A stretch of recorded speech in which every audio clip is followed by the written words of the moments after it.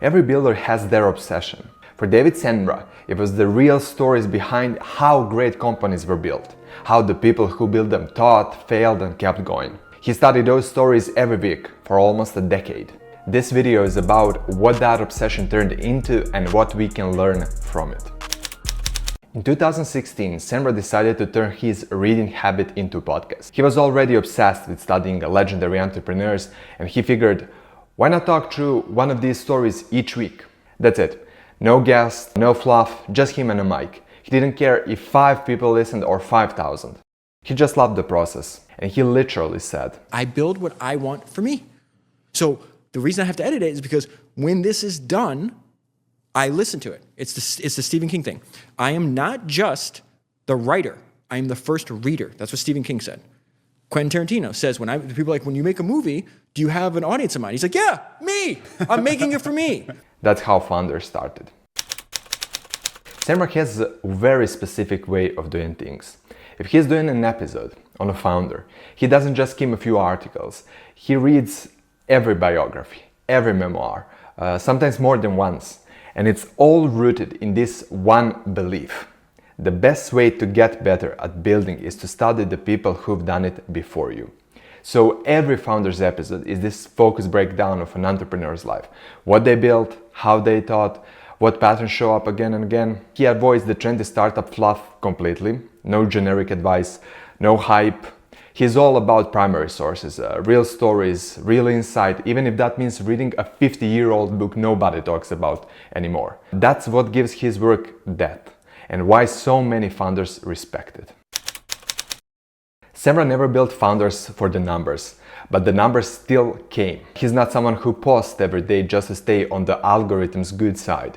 He just shares when he has something worth saying. But if you look at the numbers, it's working. Instagram, 88,000 followers, 9% engagement rate. That's way above average. And he's only posted a little over 100 times. Twitter is where things first took off. He's passed 160,000 followers with over 13,000 posts, the majority of them founder quotes and insights. YouTube's also growing fast, 36,000 subscribers, over 750,000 views and steady growth every month. But the real story isn't just numbers, it's who's listening. Founders is now followed by people who actually build companies. Founders, investors, executives. And then a person who I'd been listening to for a while and subsequently I met, he's Miami-based, David Senra, has a podcast. It's really good. You'd actually love it, Lauren. The Founders one? The Founders. Okay. Yeah, it is so, he is just so passionate about reading, specifically books on business, biographies and autobiographies. And he made a podcast out of just discussing various books he was reading. And it's great because he'll read quotes from them. He'll talk you through the whole arc of the book. But over time, like Steve Jobs, he's done 5 episodes on Steve. So he'll pull in from other episodes and other biographies or autobiographies. He'll pull in material as well. So you really, over the course of an hour, you really get to know the person he's profiling in a very intimate way. So it's great. And I've discovered a lot of really great thinkers through that podcast that then I've subsequently gone back and read their books. So it allows me like a little nibble at sort of their wisdom. And then sometimes I dive in more. Senra even got invited to spend time with legendary Charlie Munger, just talking about business history. That kind of respect doesn't come from going viral. It comes from showing up, doing the work, and staying consistent. The reason I still do every single social media post, the reason I answer all my emails, the reason I don't have an assistant, the reason I don't have an editor, is because I'm trying to make the world's best product. I feel my podcast is a handmade, artisanal, but it just happens to be like technology and infinite leverage. You know, the same amount of work is going to go into it if one person listens or 10 million people listen.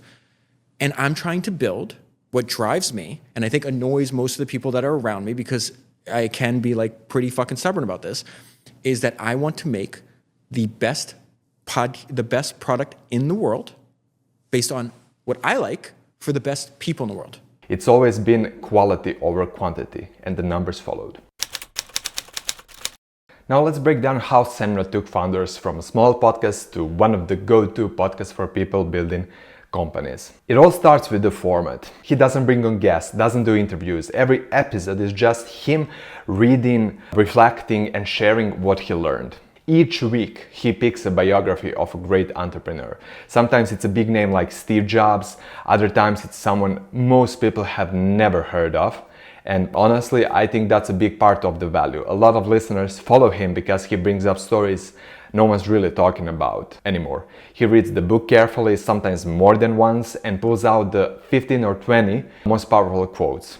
And from there, he records a 1-hour monologue, or sometimes 2 hours, or even longer. His style is fast, but very focused, like he's breaking it down for a friend who's just as obsessed. No fluff, just patterns, lessons, psychology, whatever that founder can teach us today. From there, it's not just a podcast. He's built a whole publishing framework around it. One episode fuels his entire content across platforms. On Twitter, he posts short quotes, threads, just insight, no noise. And that kind of focus is part of why his audience grew so fast.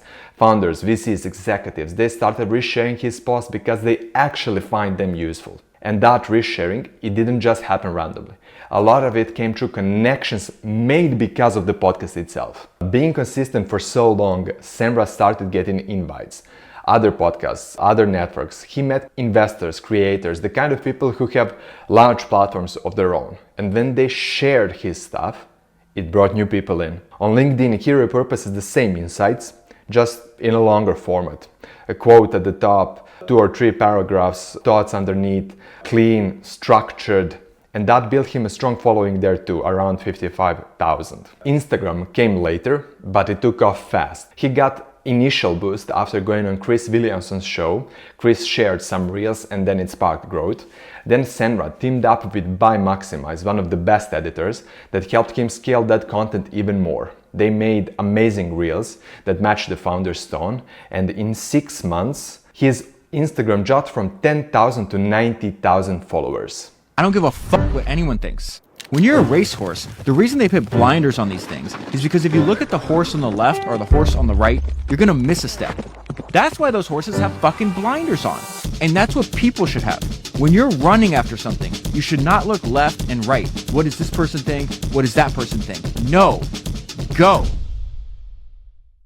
And those reels, they weren't just good for Instagram. Those same clips got posted on TikTok, YouTube Shorts, Twitter, reaching way more people. YouTube is another important platform from him. A lot of his audience streams full episode there. He used to post only audio, but now he's adding video too. It's not where his biggest numbers live, but it's where a lot of loyal listeners come back every week. So what's the key to all of it? I would say just staying consistent and obsessed. He's been publishing episodes since 2016. I think somewhere around 380 of them, nearly 400 of them, each one building on the last. And the result? A library of founder stories connected across time. The patterns that show up in Rockefeller show up again in Bezos and again in Estee Lauder. No one's original, and that's what makes it so powerful. And because of that, founders became something rare, a living archive of how great companies got built. So what can we actually take from all this? Senra didn't go viral because of a single post or one lucky moment. He went viral because he built something useful, and he did it over and over again. He picked a niche, he stayed consistent, and he kept the quality high. That's it. He didn't chase hacks, he didn't outsource the hard parts, he just focused on making every episode better than the last. That alone made him stand out. And that's the takeaway here. If you want your content to grow, stop thinking like a content creator. Start thinking like a craftsman. Don't try to sound smart. Don't try to go viral. Just try to help the people you want to serve, and do it in a way that no one else is doing.